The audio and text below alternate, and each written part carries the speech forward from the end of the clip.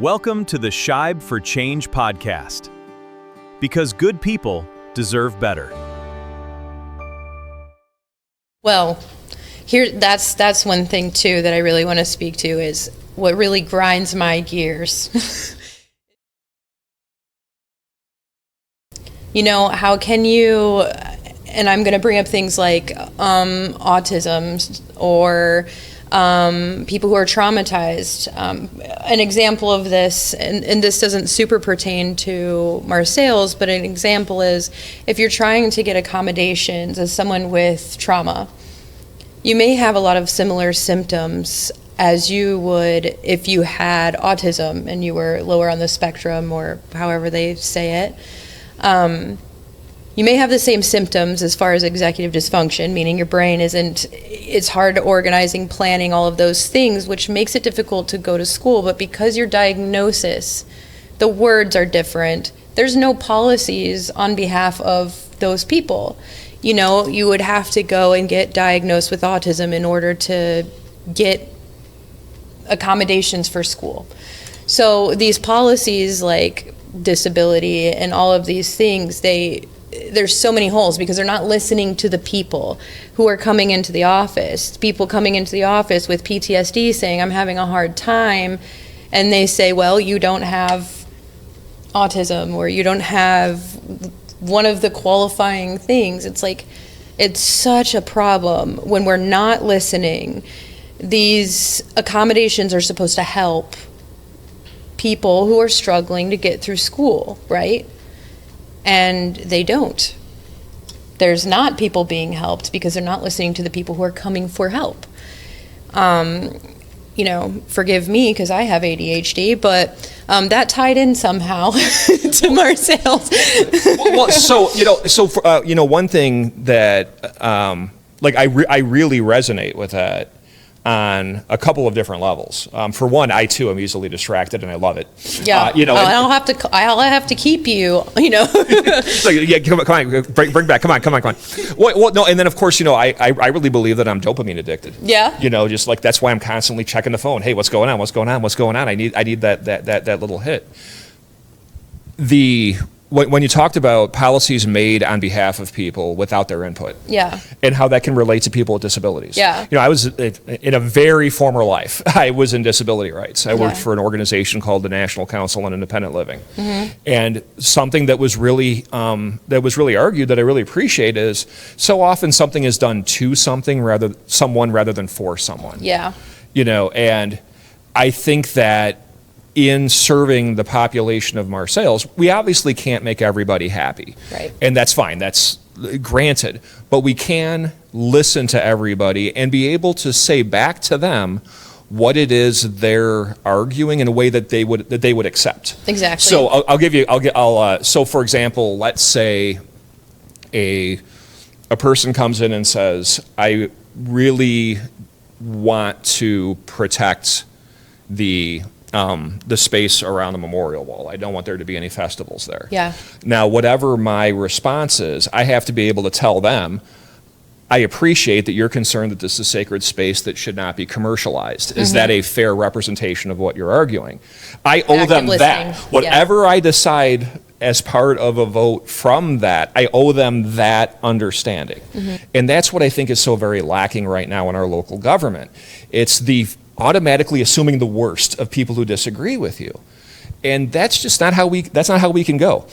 So I was in a court case because I said 5 honest people could run City Hall working 1 hour a day. I was clearly talking about the City Council, mm-hmm. which should be a part-time council. We're paid $520 gross a month, or $420 a month. They gave us a raise. I'm aware of this. Yes. So it should be a part-time council. But also just, and I'm showing a little bit of my bias here, we're a small town. We shouldn't have an intrusive government. We should by and large be serving our residents, but with a bias to leave them alone. That's the beauty of living in a small town is someone's not over your shoulder staring at everything you do. Yeah. I don't need us to be Naperville. I don't need us to have an HOA. Yeah. And that kind of goes to a point we were discussing earlier about is there a better way that we could encourage people to take care of their properties without embarrassing them with giant yellow lawn signs, the scarlet, yes, and this person is lazy. Yeah. Well, and there are 100 reasons why someone might not be able to attend to their property. There could be somebody with a disability. There could be somebody who's been taking care of somebody else who is in crisis. Right. There can be someone who sadly lacks resources at the moment. See, and this is why, originally I was like, I don't know, what would I have to offer in politics? But then I realized, well, the sign is a great example. Like, that decision never would have been made if I would have been on the board. Like, no, if you want to know actually how to motivate someone to do something, it's through praise, it's through engagement and connection. It's not through shaming, criticizing. Like, that's not going to get the job done. So if we're talking about motivating people, I do understand there are laws and their lawn needs to be mowed, but I personally go to the door and have a conversation with the person. Hey, what's going on? Can I help you? I don't know who puts the shame on the lawn. Is that our police? Who does that? You know what? That's a great question. I don't actually know. Okay. And I'm kind of guilty of when things like that, since I don't approve of it, to me, the less I know, the better. I just know I don't agree with it. Yeah. I mean, obviously it would be, it being an ordinance violation, my assumption would be it'd be public health and safety and therefore the police. Okay. But that's just an assumption. I've actually never actually seen the sign put on the lawn. Now that when there's sort of like the warning, there's like a trifold warning that goes on the door, and it's a white. It looks kind of like a piece of mail. That's fine. You're letting the person know without trumpeting to the world. There's this issue that the city would like to attend to. That's the way to do it, not the giant yellow shame on you scarlet A sign. Yeah. And also, I think it would be amazing for us to perhaps have a summer work program for teens. Maybe we'll try to chase up some private funding. Maybe a business might like to sponsor it. Maybe a lawn care business might want to have an apprentice. Hey, the city will pay toward the salary of someone to attend to these lawns. We can definitely think of ways of promoting compliance without shaming. Yeah. And I think that would be an ideal example, and I think we'd actually have a better outcome.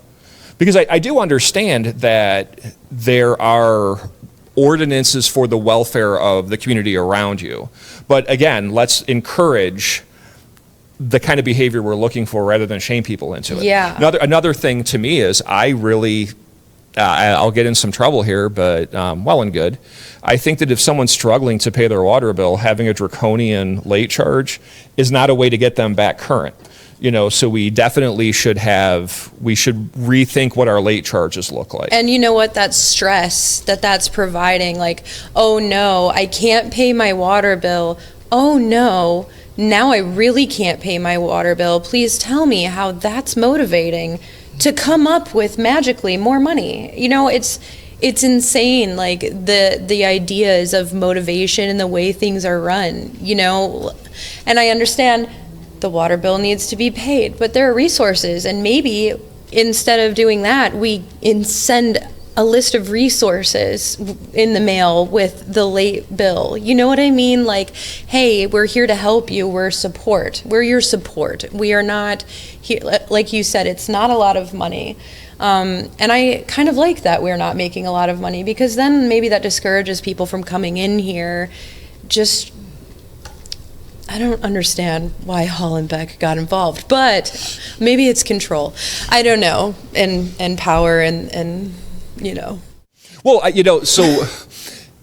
my academic background is in political science, and so I taught state and local politics for years. And one of the arguments in favor of local government officials is that people really are giving of themselves because they're not getting as much as they're putting in, which would not be indicative of, say, the Illinois General Assembly, where you're getting six figures, or the U.S. Congress. And so my bias before I took office, my thought was, we should really cut our elected officials some slack because they really are doing a pretty thankless job. Now that I've been in the office, I no longer have that opinion. I really, and this might be localized to Marseilles, but and I don't I want to be careful with what I say, because obviously I have not had a good experience with the rest of the council. Yeah. There's a reason why I have encouraged people to run to replace them. Mm-hmm. But I wish them well. I truly wish everyone else on the council well. I pray that they are well received doing something else. You know, there was in the Fiddler on the Roof, the rabbi said, "God bless the czar and keep him far away from the village." But that's really my attitude. I really wish the other commissioners well. I don't think they were fit to lead. Yeah, it's just not a good fit. I think they took the attitude of lording over others rather than being responsive to others. And that's sad. It's sad for the people who have had to feel like, I'm searching for the word, where we have to just take it, you know? That's what I really love about what I've seen you do. It's been empowering, and I've, you know, sat back and watched. I'm like, ooh, what kind of reputation is he getting? Or this doesn't look great. But then, you know, the longer I've stayed in, and, you know, I put all my bets on you either way. I was like, I'm betting on this guy. But seeing how you stood up alone in front of everyone and said it's not okay, and if I have to be the one that gets stoned to death in the middle of the city, then that's what'll happen, but someone has to say or do something. And I really applaud you for how strong you've been, and I'm sure it's been traumatic. And I'm glad that the message has been received at this point where we don't have to just be silent and take it anymore. Yeah, thank you so very much for that. I think things like that mean the world to me. And I hear that from somebody new about every 2 weeks. Yeah. And that's something that keeps me going. Yeah. You know, so as I've been very vocal about, my job's been threatened on numerous occasions. I'm not the first commissioner to have their job threatened. Yeah. And so former commissioners have reached out and said, yep, happened to me. Thank you for not backing down when we did. Yeah. Now, it happened to be that my life has enabled me to make stronger stances than perhaps others could. You know, I don't have young children. I'm in a pretty stable job. But they came. But did they come after it? I've had some very uncomfortable conversations. Yeah, I've had to, sorry for cutting you off. Sure. I've had to really sit back and be like, okay, well, and again, unrelated, but you know, the crash has been a big thing right now, the Netflix documentary about Mackenzie Shirilla. And the thing I've learned about studying that case, can't tell you if she, you know, I think she was guilty for sure, but either way, the point is, I don't feel that she was given a fair trial. And I think that the only reason that she wasn't given a fair trial, or it was got away with, is because they just totally destroyed her character. You know, it's almost like if they can make you look hateable enough, then they can get away with it. If they can make you look bad enough, then you don't have rights really anymore, or people are less likely to speak up for you because they don't like you. It's disgusting. Why? Like, that's not how we do things. How about you just have a conversation?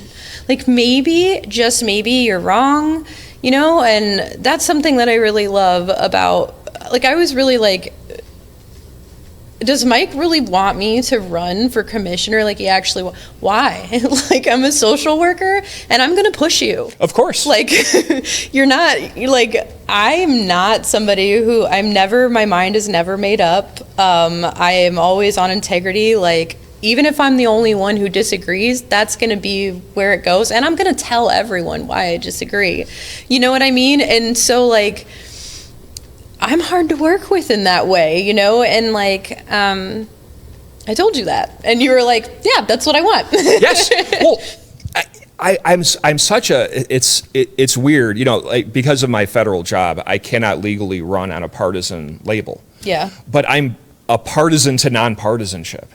I want the social worker, and I want the tradesman, and I want the lawyer, and I want the accountant. Mm-hmm. You know, the joke is, the joke is, I really want a Republican as an accountant, and I really want a Democrat making my coffee. You know, but put whatever you want there. The local government should be inherently unifying, And that means we should have people who say, Mike, have you considered a more marginalized group of people? Yeah. Mike, and then, well, Kayla, have you considered that we have bills to pay? This is good. Yeah. Like we live on earth where we have to care for the welfare of the least of these. Exactly. And we also have to pay our bills. Yes. And it's okay to acknowledge both. Yeah. And so, and I really believe that where our local government has failed has been in condemning people with good faith concerns. Yeah. And then also shutting them out. You know what? One meeting for you. I'll give you one meeting. Because I have to by law. I don't even want to do this. I will give you one meeting at 4:00 in the afternoon. Yeah. I'm happy again that poor horse that's just down there between the horse and Darius. I mean, Darius. Poor Darius. But you know what? Really, no. Yeah. Sorry, I can't. It all goes back to Darius. Is it Darius or Darius? I'm going to go with Darius. Well, given I say Darius. Darius. Okay. Or Darius. There are those that the Darius the Mede. There are those that go there. But let's leave poor Darius alone. And of course, we're referring to Darius Rucker of the Hootie and the Blowfish because I mean, who crosses over in his 50s? I mean, really, Darius? Come on now. So I think that I want a social worker. I want someone who is an iron worker. I want someone who can move heavy equipment. I want someone who can read a plat, who can read a blueprint and say, hey, I think we're getting screwed over on this one. Yeah. And then, so it is the pushback that I'm looking for. Yeah. And I love I think that a 4-1 vote in many ways is often more legitimate than a 5-0 vote because it means that everybody in the room was paying attention. Yeah. I really don't, it's like you nailed it on do you know who puts the lawn signs out? And I don't, and I really should. Yeah. Now I'm streets, so it's, but it's, which goes back to the idea of humility. Local part-time officials aren't going to know everything, and that's okay. Yeah. But let's draw on very different resources, on very different skill sets. I love that we have somebody who is in construction because, I will look at a project, I'll see a number of hours of engineering. I don't have a background in that. Is that a good number of hours? Is that an excessive number of hours? No, I'm becoming more and more comfortable with that. But this is something that I was thrown into by the antiquated nature of our electoral system. So something I really want to change is to get rid of the commission form of government. Yeah. 99% of municipal governments pitched this long ago. If we have a council where we're not in charge of different departments and therefore perhaps at loggerheads about who gets what, but instead we're all working together for the good of the whole, not just our own particular corner of the world, I think things are going to operate a lot better. Yeah. So something that caused some drama in a vote was I believe there was a new police car that was $72,000, and I thought that was excessive. One thing that and we don't do high-speed chases, to my understanding. I was going to say it's Marseilles. Why? Right. So I did not approve of that. So I voted no. Now it passed 4-1. But that was brought up at like 2 or 3 meetings after that. Well, Mike, I'm going to vote for yours even though you didn't vote for mine. And that's just the kind of thinking that I don't think we should be engaged in. Well, couldn't we have compromised? Couldn't 32? Can't we do 32? You could get a nice vehicle for 32 where it still looks nice. Maybe we're looking for respect. Maybe, what is this, this sign? We have now the billboard that is electronic, like we are Chicago. So now, in fairness, the city doesn't own that sign. Oh, okay. Okay, no. So no, like I was like, what are we doing? No. The city is spending money on advertising on the sign, but no, that doesn't belong to the city. Why are we advertising on that sign? Well, sure, and there's already a brown sign that points people to the wall and to the park. Yeah. Do we really need to be doing that? I also find it odd, particularly that we have more than one ad. Like once you have like the one, come see us in Marseilles, I don't think you need 2. Right. And also I do really want to be very careful about commercializing the wall because I do want to encourage people from around the country to come visit. And obviously with an eye to, and while you're here, stay a bit. Yeah. Stay in, you visit our restaurants, visit our parks, come and stay. And obviously there's a financial advantage there, but also not to exploit it as if this is kind of a tool to serve us. No, this is a sacred spot where we remember people that died for our freedoms. Yeah. So I don't really like using the electronic thing for that, but that might just more be an aesthetic issue on my part. But yeah, I don't know that spending a lot of money on marketing people right at our exit. And by that point, by the way, you're pretty much at the point where you're not going to have the time to think through, oh, hey, look, I think we should go check out Marseilles. No, you're past the exit now. If you're going to do something like that, maybe do it in Joliet as people are heading west. And what does the picture do? Like, does it make them assume that Marseilles is very pretty? Because it's almost got like a surfy vibe, like we're going to the beach. Right. What are we doing? We could have done something better than that. I don't know. Yeah, I tend to agree, and I don't. I think we spend too much money trying to make Marseilles something that it's not. Yes, like let's get it there for Yes, real. yes, absolutely. Yeah. If you and this is why I disagree with the expansion of water and sewer up toward 80. Mm-hmm. If you have a healthier core, then growth is going to come naturally. Yes. If you speak to residential developers, the Illinois Valley is where it's at. Mm-hmm. People really do want to live here. Yeah. Because it is safer, it is nicer, it is less expensive, although becoming less affordable. It is an area that has many natural advantages, and it's pretty compared to the suburbs. I grew up in a concrete jungle. It was just flat and ugly. Marseilles is beautiful. It has the bluffs. It has the river. It has every advantage. Let's build on that. Let's make the core healthy, and then we can build out. Yeah. Not try to overextend yourself, which I think we did. Exactly. With water and sewer out to 80, and now we have the billboard. I mean, it's the building. Well, yes, and we have. And then now the car. Yes, it's a nice new car, but it's not like anyone can drive it, And then, I mean, good heavens, I wonder if we'll have they have the touch a truck, I wonder if the kids can touch the. And the park, they took away the basketball court. So there were 2 full basketball courts that were being well used by the kids. Yes. And now there is 1 half court. Yes. Now we have pickleball courts for the older voters. But yeah, what if we had 1 full basketball court and maybe 1 pickleball court? I mean, that might have worked. But yeah, no, I thought it was another example of being tone deaf. Yes. Is we took away that resource from the kids. Yeah. And by the way, we have a school basketball team. We should be encouraging them to have a facility where they can play with their friends after school. Yeah. So yeah, 100%. And by the way, Broadway Park way over budget, and we had to take out a general obligation bond that we're paying for through our tax dollars, through our property tax dollars, and people got those in the mail this past week. I was not a popular guy, and it just goes to people will ask me, Mike, how come you have to be negative? It's a beautiful park, and it is a beautiful park. Why do you have to be negative? It's a beautiful building. Yeah, it's a beautiful building, but we have to pay for it. And people struggling to make their bills, people who are living on roads that are not up to snuff, people who are living in neighborhoods where the water is orange, because we need to have not the service lines, the mains replaced, which, by the way, we did on First Avenue. After they called me everything but commissioner, they did end up replacing the line. So it's like, okay, maybe I wasn't so crazy after all. So anyway, all that to say, and this is like ADHD theater, and I love it, like squirrel. But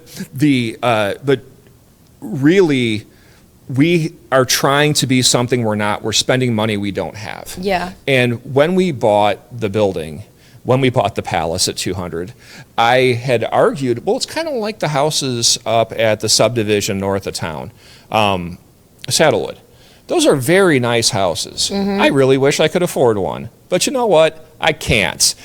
And what would give me the right to spend other people's money in a way that I would never do in my own life? Yeah. It's like, and I love my house. I have a beautiful house. I'm very grateful for it, but it's what I can afford. Yeah. And I think the Palace was indicative of, well, it's not our money, so let's go ahead and buy in Saddlewood. It was just the wrong. And by the way, love the Saddlewood. You're not even in the district anyway, so you can't vote for me or against me. So love the Saddlewood. But that's what I likened it to. And local governments need to get in the habit of telling themselves no. Yeah. We can't afford it. It would be nice to have, but our people are struggling, and let's deny ourselves things because our residents are also going without. And here's the thing. You put your resources into the people to make them happier, to make them more well. They produce then. They start doing better at business. They start being inspired to do those things and reach those goals. And then that's when the wellness, like the people are the heart of the community. So why would you not put as much resource as you can into them and just trust that it's going to get better? People are going to be more regulated. People are going to be smiling more. If I'm trying to move to a town and everyone I look at is like this, I don't particularly, it's probably not a great town to live in if everyone looks unhappy, you know what I mean? But if everyone, you can tell when people are fulfilled, there's just, I don't know, there's got to be ways to do more engagement. There's got to be ways to get the community together more and to feel like they matter, like genuinely like they matter. I was going to ask you too, what would be an example of something you and I have to figure out or plan on? Like, say you and I are elected and we're in the office and there's something brought our way. Do you want to mock debate on what we should do? Oh, it's a fact that okay.